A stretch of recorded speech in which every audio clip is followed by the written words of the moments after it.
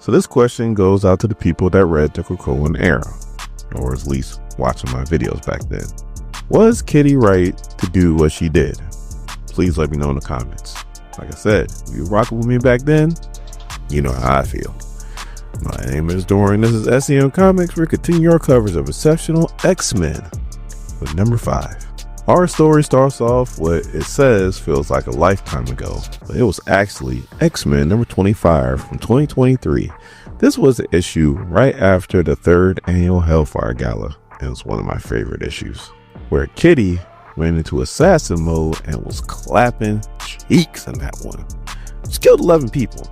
Now, she could say it was self-defense, and it was, but she says that she was turned into a different person, so it's not so sure.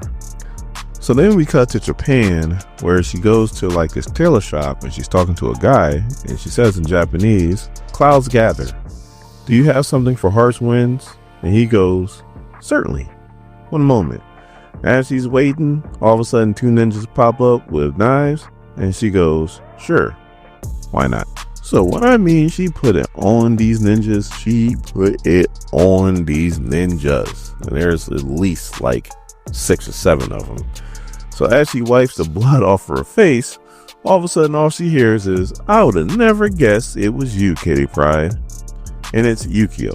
Now, Yukio is a person that was way back from the 80s when it was Logan and Kitty Pryde, and it was dealing with Ogun, and that's why Kitty Pryde is really good at clapping cheeks, is because she was trained by Ogun. Well, Yukio was a part of all that.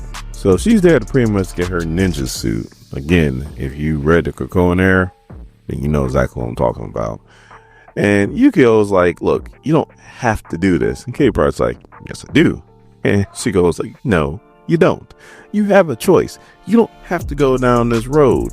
And when I mean she went down this road, she went down this road. She was taking people out.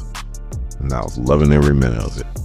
I probably sound like a hypocrite because I kind of got bent out of shape when Professor Xavier started taking people out, but he was killing like normal people.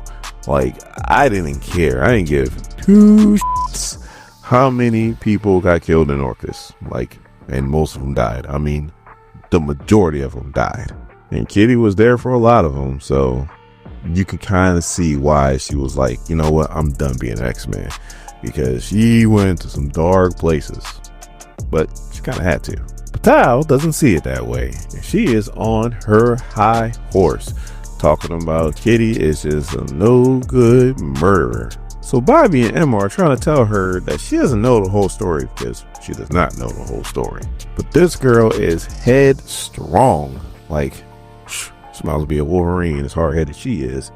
And she quits. And she just storms out. So they ask Alex how he feels. He says he needs a minute and he'll get back with him. So then they ask Trista how she feels, and she just storms off crying. So Bobby's like, "I'll try to track him down because this is my fault." And it is his fault. He leaves. So then it's just Emma and Kitty, and then Kitty's like, "You're gonna bail too?" And Emma's like, "You think I'm gonna make it that easy on you?" "No, I'm sticking around right with you." So then Emma's like, "I just wanted to teach them what it means to be an X-Men." So then Kitty's like, "I barely know what it means to be an X-Men, and I've been an X-Men a lot longer than you have." So then Kitty's like, "I just want them to give them a choice." And Emma's like, "Sometimes we don't have that luxury."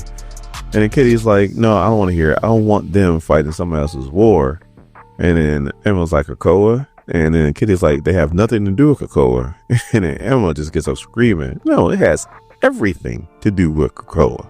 So now we catch up to Tao. She goes home and her siblings are there, and they're like, "Mom and Dad are at some kind of meeting and want you to cook dinner, but you're home pretty early."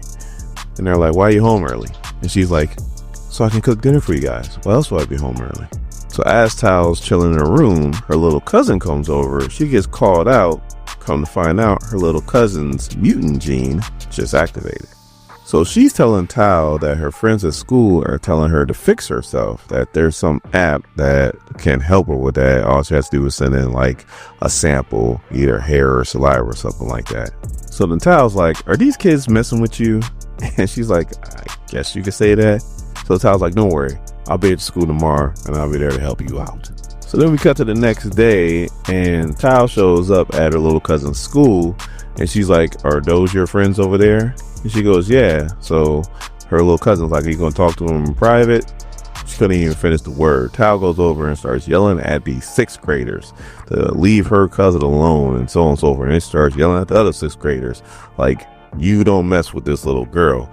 So then a girl her size, someone her size, because Tao's a big girl, walks up and was like, why are you harassing these 6th graders? So then Tao's like, trust me, you don't want this fight. And she's like a whole half a head taller than this girl.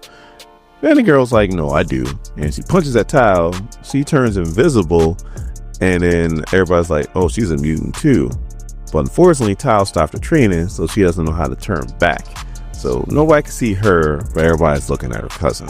So the next morning, her parents find out that Tao's cousin doesn't want to go to school, and it's Tao's fault. So her father's trying to talk to her, but again, Tao ain't trying to hear it, and she just walks out as her father's yelling at her to come back. So Tao's trying to text Alex and Trista and tell them what happened, and she's wanting them to take her side, but they're not. So she puts them on like a video chat and is like, explain how I'm wrong. So they explain to her how they love that she is so committed to her principles, but in that, she doesn't take others people's feelings into consideration. Like, she heard what happened to Kitty, so she decided to quit. She didn't even run it by anybody else or get anybody else's opinion. She just made up her mind. She just quit. And she did the same thing with her cousin. She didn't ask her cousin how she wanted the help. She just went and did what she felt like was the right thing to do, which it wasn't. And the reason why I can explain that so well, because I'm exactly like Tao. Like, hopefully, with some more age, I can get better. But yeah, I've made some dumbass decisions just because I felt like I was right and I wanted to be convicted to my principles. So then we cut to Tao, and she went to go visit her little cousin. She's asking if she could come in. Her little cousin's like, you could just face to the door. Like, you don't need permission. But Tao's like, no, that would be inconsiderate of me. That's why I'm asking. So her little cousin lets her in, and Tao apologizes for what she did. And she was like, I just didn't want to make sure that you didn't feel invisible. And she was like, invisible? Everybody can see me. That is the problem. Everybody looks at me. So the little cousin's like, I came to you because you always know what to do. So I wanted you to give me the best advice. And then Tao's like, look, I don't always know. And I'm pretty clueless sometimes. But I want to promise you right now that when you come to me, I will make better choices and try to guide you the best I can from here on out. So then we cut to Kitty, and she's training, and then Tao shows up, and the Kitty's like, look, I'm glad you're here, but you don't have to be here. And Tao's like, do you really think that you can make me be here if I really didn't want to be here? And Kitty's like, I guess you're right. So then Kitty explains when she was her age that she thought she was making decisions for herself, but when she looks back on it, that might not have been the case. So Tao's like, look, you're not perfect. Nobody's perfect around here. But I do know one thing. I like what this is, and I want to become an X-Men. So then Tao starts to explain to Kitty what happened to her cousin and starts to explain this app. And the Kitty's like, you think it'll be a problem? And then Tao's like, and apps come and go, like fast come and go. I don't think anybody's really going to use this app. And then we cut to her cousin, and she's doing exactly that.